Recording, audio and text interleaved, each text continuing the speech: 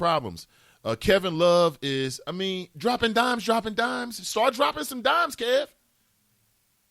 Somebody took all of Kev's dimes. Okay, he don't have any more dimes. And I know he hurt himself. Oh, he got a concussion. Oh, my concussion. You got a concussion? Damn, if he got a concussion from that, I must have had a couple of concussions playing ball in the streets of Cincinnati. Street ball is much tougher than that. With grown black men, much tougher. That you can get a concussion from that? Come on. Rub some dirt in it, kid. Damn it. I'm dizzy. You dizzy?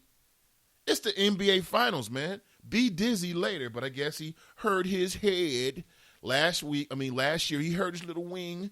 My left wing, baby bird's wing got hurt. Oh, my wing got hurt. So, clearly this man, Kevin Love, doesn't have what it takes to stay healthy. And Tyronn Lue, I'm just irritated by all of it now. Don't get me started, man. You see, this is not good. So I do not want to start my day off like this. Damn it, Ed. But Tyronn Lue, I'm just mad about everything. So I stayed up late enough last night and got up early enough this morning to watch some of the NBA post-game press conference, which is very interesting. If you have cable, they show it on NBA TV. If you don't, I ain't showing off. I'm just saying. And so I see Tyronn Lue. He's like acting like nothing's going on. I'm like, man, you are playing against one of the best teams that we've ever seen. You're down 0-2, and you just got smashed. You just got demoralized. And he's like, well, I hope we play better when we go back home. You hope? Memo to Tyronn Lue. You are the coach, bro. You got a little something to do with that. No pun intended.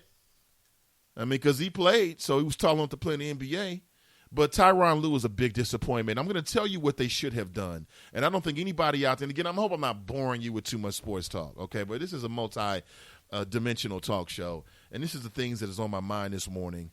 And damn it, Ed, you brought this up. But here's what the Cleveland Cavaliers should have done. They should have hired Mark Jackson, who was the former coach of the Golden State Warriors. That's who they should have hired. The players should never pick the coach, and that's what they did. The players all like Tyronn Lue after David Blatt. Oh, he's going to be the first man up. It's going to be his first time. No. LeBron James's biggest issue is going to go down in history is that he never had a hard-nosed NBA champion-type experienced coach to coach him. He's always had these bums, and he was pretty much a coach. I saw the other day Tyronn Lue was on ESPN talking about LeBron is basically like a coach. He's basically like a coach. Okay, which means basically you're not doing your job. That's what that means.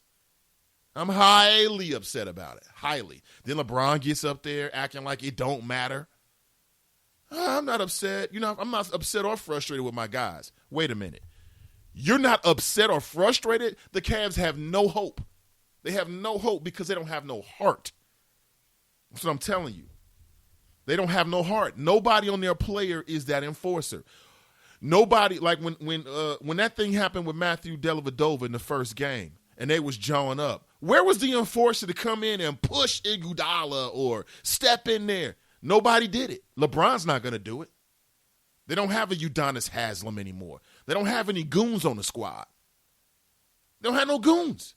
They have zero goons on the squad. No, they're all nice boys. Oh, look at Channing Frye. He's a nice boy. All clean cut, Midwest. That's cool and all, man, but they need some, not thugs, but they need some goons on the squad. At least one or two. So that's the problem with the Cleveland Cavaliers. Do I expect them to go home and win a game? Yeah, I expect them to win one game. I expect them to go back to Golden State. It'll be an elimination game. They'll be down 3-1, and they may lose in 5 games from what I saw. Hell, LeBron James didn't even play in the fourth quarter. They just gave up. How do you give up in a – I was beside myself with anger. Yeah, I know you up by 30, but See, Popovich, that's the reason why Popovich is a great coach. He would have left their ass out there to feel it. Feel the burn, so to speak. Feel the moment. Feel the embarrassment. Work it out as a team. And that's the naivete of a Tyronn Lue. He is not the coach that they need in tough times, in my opinion, to take them over to the next level. So LeBron, basically, he don't have no G's around him. Kyrie is not a G. I don't care what you do at home. G's do it on the road. They win on the road. They go to other people's stadiums and they show the hell out. It's like, oh, you booing me? Oh, okay. Boo this. Booyah. Boo this. Booyah. Boo. And I'm ducking on your all-star. That's what a G does. And I don't see that. They got one player with some G in him, some gangster in him, and that's LeBron. And he's got like that nice boy, Midwestern. He was brought up by his mom. I love my mama. Okay, we all love our mama. But remove your lips from her areolas and get out there and play some damn basketball, man. Period. Oh, my gosh. You brought that all out of me, see? You brought that all out of me. Good morning, Shauna. How are you? Let me calm myself down, Ed. Whew. Good morning, Jerica. She writes, hola. Good morning, Charles. She writes, good morning, fam. Good morning. Good to see you. Am I wrong about something? Stop me when I'm wrong. Did you see the game? I'm not saying I'm jumping off the bandwagon because I'm going to ride it all the way out. The game, listen, the series is not over until the series is over. They got to win 4. So you always got a chance. But from what I'm seeing, it's not looking good. It's not looking good. Derek writes, it took Ali to knock a gorilla out of the news headlines. Yes, it did. Yes, it did. And you know what? People are criticizing that story. Like, I saw Stephen A. Smith. He's a black guy. He's a reporter for ESPN. He does a show, First Take. He's like, we got all these shootings up in Chicago, and everybody talking about a gorilla story in it. You know, as if that story doesn't have any merit to it. But that just goes to show just how much he knows about modern-day media. I mean, that story had everything and all the elements that would make it for a national story. You mean, you had a little boy that fell into a gorilla exhibit. That doesn't happen a whole lot. And then America's racism flared up again. Okay, and you had all these issues swirling around it. Now, I thought it was legitimate. Stephen A. Smith was wrong, B. Wanda writes, I do think if Bunbury was 3 days as they fest, then we demand 3 days of our jazz fest. It was the gospel days. We needed prayer back in the city, Nate. Can you find out some info on steps to take to get this done? Okay. Wanda just gave me homework. Thank you. Thank you, Wanda. Let me write this down. Wanda. Jazz Fest. There we go. I will check on that, Wanda. I definitely will. I did take notes. Thank you for that. Thank you for the homework, Wanda. I just love it. Charles writes, he was the greatest for the way he stood up for his people, for the way he stood up to the U.S. during the Vietnam. He gave up his livelihood and went to jail for his beliefs. We lost a true African-American icon, and I could not agree more. We certainly did. Now we've lost something. I'm not trying to undermine the weight of Prince, who basically doped himself out. I mean, let's keep it all the way real here. I mean, what we saw with Muhammad Ali was different. I used to sit and wonder aloud on the air, and I've done it many times before, if he had his faculties about him, his full wits, how would America what would the relationship between America and Muhammad Ali have been like? If Muhammad Ali was never, his intelligence, his witticisms, his criticisms, that's a phrase I like to use. If that had never happened to him, and his philosophies continued on a similar trajectory, right? You know, intellectually speaking, then more than likely he would have been against the war in Iraq. Think about it. More than likely, he would have been against the wars in Kuwait. Muslim man, by the way.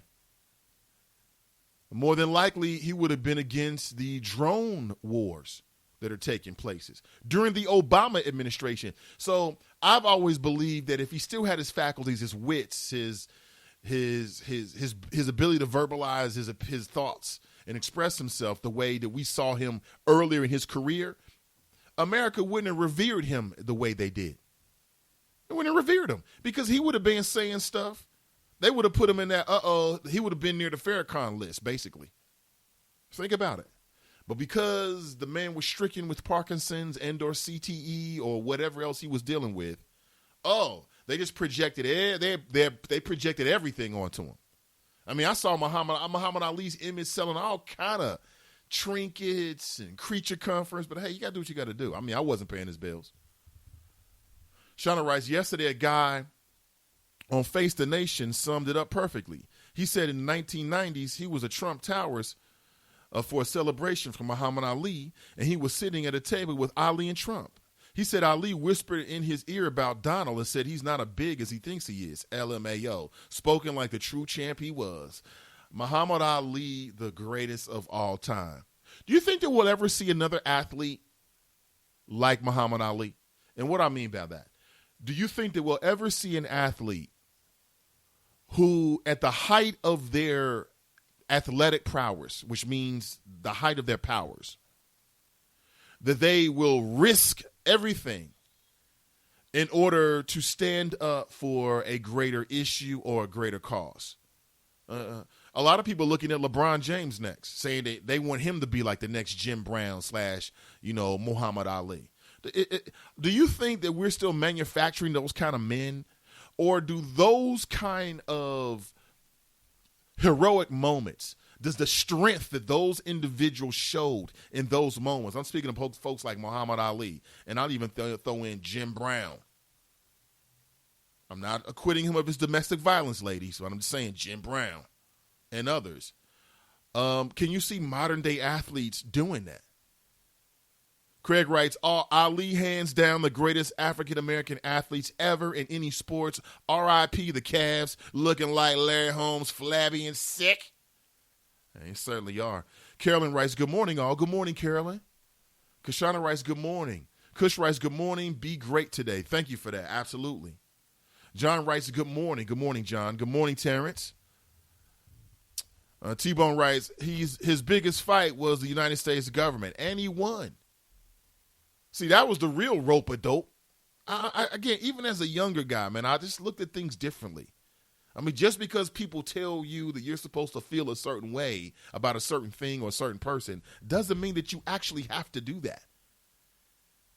And I've always believed that Muhammad Ali was just different.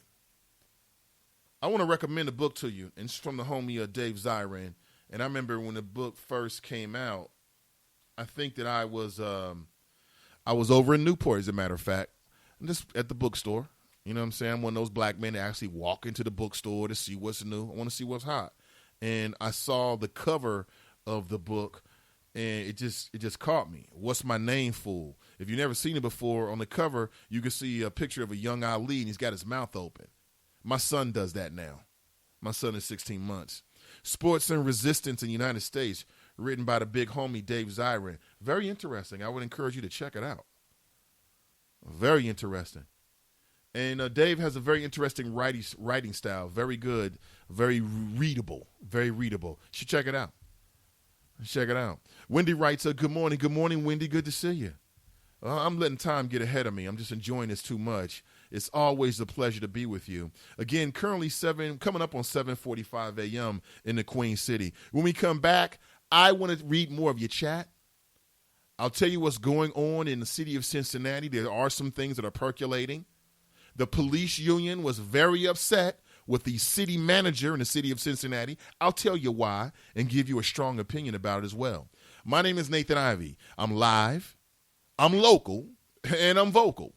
Okay? This is the Nathan Ivey Show. Allison is perfect. I mean, she'd never tell you that. She's humble and perfect. She likes everyone. She even likes her untidy roommate's weird guinea pig. Allison, wait, are you texting and driving? Allison, no. That's the exact opposite of what I was just saying about you. Why, Allison? Why? Texting and driving makes good people look bad. Visit StopTextStopWrecks.org. Brought to you by the National Highway Traffic Safety Administration and the Ad Council. It may be hard to believe, but people just like you are already saving money. FeedThePig.org makes it easy. Their simple savings plan teaches you how to start saving without going overboard. So you don't need to mooch off your friends. You gonna finish that grape? You mean the one in my mouth? You don't need to stop buying the necessities.